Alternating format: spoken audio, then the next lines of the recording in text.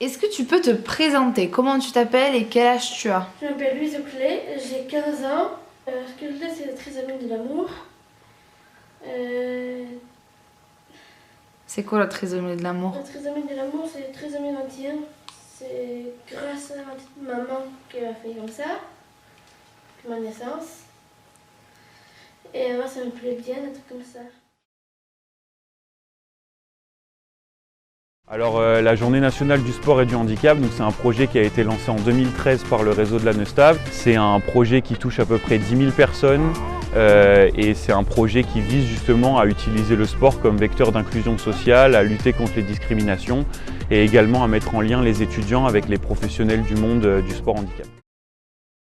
Présentez-vous s'il vous plaît. Oui, bonjour, je m'appelle Karim Aïouaz, j'ai bientôt 52 ans. Je suis éducateur sportif depuis 89, membre fondateur de l'association Point d'Impact 65, qui est une association d'éducation par le sport, qui a comme objectif d'utiliser le sport en général et la boxe en particulier comme un outil d'intégration, d'insertion, de bien vivre ensemble, de tous et de tous. Je m'appelle Kemel, j'ai 47 ans, 48 ans en septembre. Je suis avec ma fille ici actuellement à la boxe. Je m'appelle Maëva Valorca, je suis agent de développement sur le comité départemental handisport 65. J'ai fait 2 licences STAPS, donc une APA et une management sportif.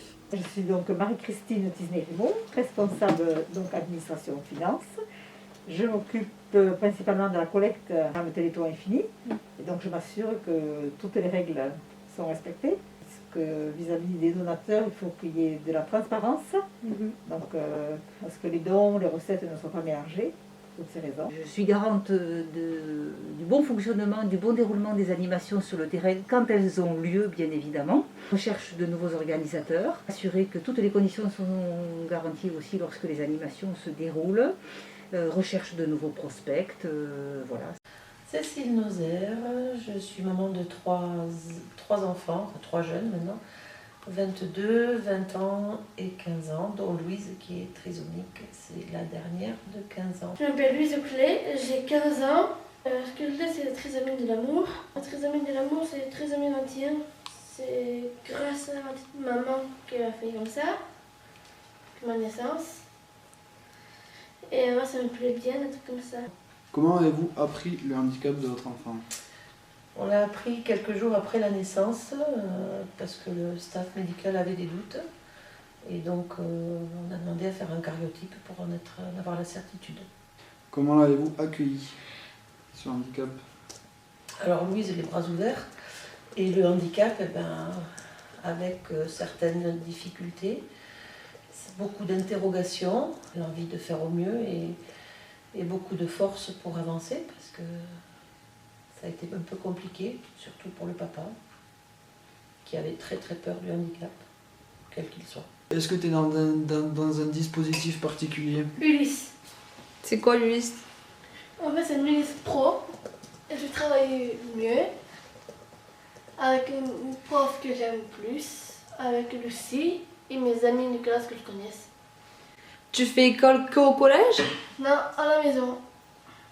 Avec le cours de CNED, des cours français et des choses français. Est-ce que, quand tu es à l'école, tu te sens un peu exclu par les autres? Oui, Pourquoi? parce que ils me traitent, ils me parlent mal, de ma mère en plus.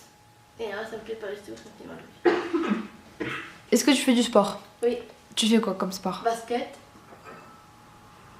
ski, vélo, équitation, natation.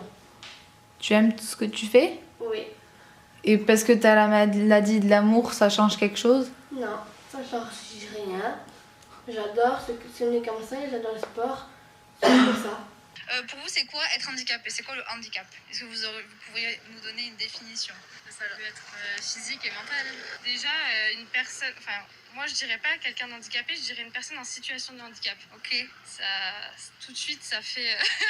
ça différencie la chose quand même. J'ai rencontré dans ma vie pas mal de personnes qui étaient supposées être handicapées, mais qui possédaient une telle joie de vivre et une telle énergie qu'on finissait par oublier leur handicap.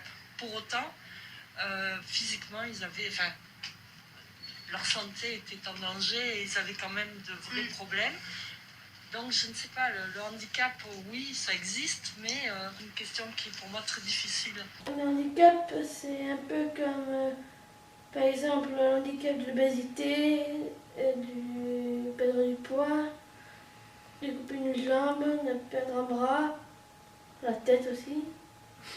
Et c'est grave d'être handicapé? Non, c'est pas grave. Il faut savoir qu'aujourd'hui, en fait, la définition du handicap dans le dictionnaire, elle est absolument pas claire. Donc, du coup, par derrière, les lois, elles ne pourront pas l'être. Est-ce que vous pensez qu'aujourd'hui, dans notre société, le terme handicap, c'est quelque chose de tabou? Ça ne devrait pas être tabou et en même temps, ça ne devrait pas non plus, on ne doit pas prononcer ce mot comme si ce n'est pas comme une insulte, vous voyez. C'est quelque chose que l'on doit accepter. C'est une personne qui est tout simplement un petit peu différente de vous, mais qui peut vous apporter beaucoup.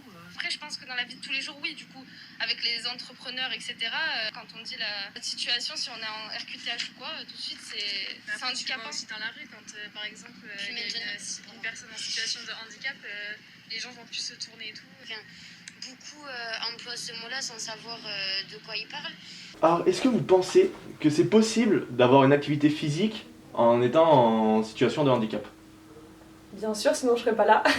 Oui, totalement. Totalement, il suffit de vouloir pour pouvoir. En fait, une personne en situation de handicap ou non est une personne avant tout.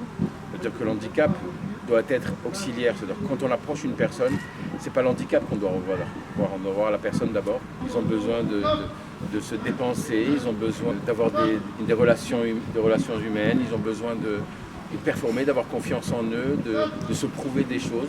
Nous avons justement l'un de nos équipiers qui est atteint d'une maladie rare, qui pratique à la fois l'équitation, la plongée, pour surmonter son handicap d'une part, et essayer de trouver quand même un accomplissement dans le sport, puisque c'est quelque chose qui lui tient particulièrement à cœur. Et forcément, il s'est pris de passion, notamment pour la plongée, parce qu'effectivement, quand il est dans l'eau, son corps ne réagit pas comme quand il est malheureusement sur Terre, avec toutes les problématiques qui sont les siennes.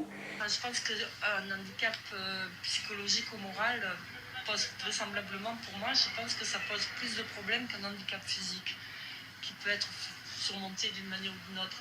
En revanche, un handicap psychologique, je pense que c'est beaucoup plus difficile à surmonter et beaucoup plus difficile à soigner. On va essayer de trouver en tout cas des solutions justement pour aider cette personne à essayer de pratiquer ce qu'elle pourrait faire. Que pensez-vous de l'intégration des personnes en situation de handicap dans la société et dans le sport? L'intégration, il y a beaucoup d'aides justement pour que l'handicapé en lui-même soit accepté un peu partout. Mais après, c'est à nous à faire aussi l'effort d'aller là où on veut. Je pense qu'il y a de plus en plus de personnes qui sont intégrées et je pense qu'il y a un gros enjeu sur l'inclusion et c'est de mieux en mieux là-dessus. On voit des gros progrès rien que dans le paralympique et vraiment la médiatisation des Jeux paralympiques. Après, faut pas oublier aussi le loisir là-dessus, mais je pense qu'on commence à être pas mal. Après, il faut penser aussi en termes d'accessibilité, souvent c'est difficile. Je pense qu'aujourd'hui, nos gouvernants ont tout fait aussi pour que cette inclusion des personnes handicapées au sein des entreprises soit la plus efficiente possible. Il faut éviter cette forme de discrimination, parce que je pense que c'est une forme de discrimination. On n'a pas encore atteint les sommets que l'on voudrait atteindre par rapport à cette problématique-là. Je pense qu'il y a de plus en plus d'entreprises qui jouent aussi le jeu aujourd'hui, enfin elles jouent le jeu parce qu'elles y sont obligées, soyons très clairs quand même. Et il me semble que c'est plus facile même d'aller vers le sport que de travailler en entreprise.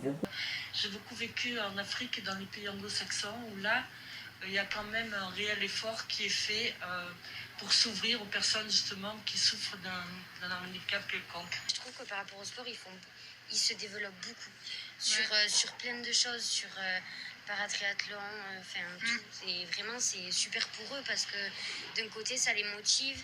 Ça aide à plusieurs personnes de faire la même chose et de se dire on est comme les autres.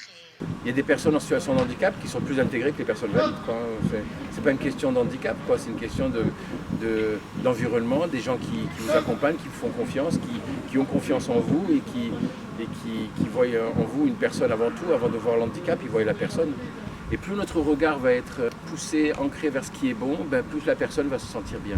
Pour vous, que représente le sport handicap? Le sport peut vraiment aider là-dessus. Il peut aussi augmenter les capacités physiques et donc aider sur la vie quotidienne, sur l'autonomie. C'est ce qu'on recherche nous en plus vraiment au niveau de la fédération. Le sport handicap, c'est moi qui vais vers le club pour justement apprendre le sport qui m'intéresse.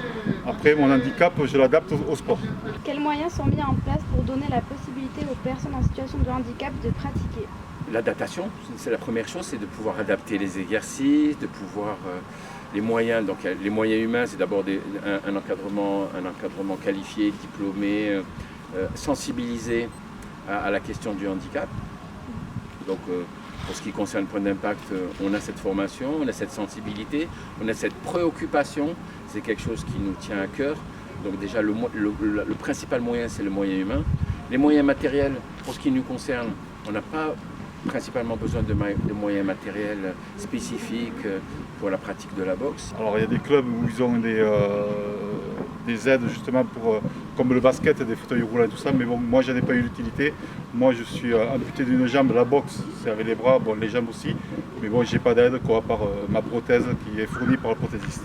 Il y a une grosse évolution au niveau des moyens matériels. On a de plus en plus d'adaptations au niveau des fauteuils, mais pas que ça, au niveau du matériel, de l'appréhension. On a cette loi de 2005 qui, même si elle a du mal à se mettre en place, qui aide sur l'accessibilité des établissements recevant du public. Et puis nous, comité et fédération handisport, on aide et les structures qui veulent accueillir du public, les associations, on les aide dans la création de leur structure, on les aide, nous on achète du matériel et on les met à disposition de nos clubs pour qu'ils puissent, parce que le matériel est souvent cher. Puis nous on a aussi une aide pour les personnes, on accompagne les personnes qui sont désireuses de pratiquer, qui n'osent pas faire le pas et on peut aussi les accompagner sur leurs premiers entraînements. Participez-vous à des actions de sensibilisation? Ça fait partie des missions de la coordination dans nos missions de vulgarisation et de communication sur la FM Téléthon. Alors oui, on participe à des actions de sensibilisation, on intervient dans le milieu scolaire, dans des écoles, collèges, lycées, pour les sensibiliser au handicap à travers l'activité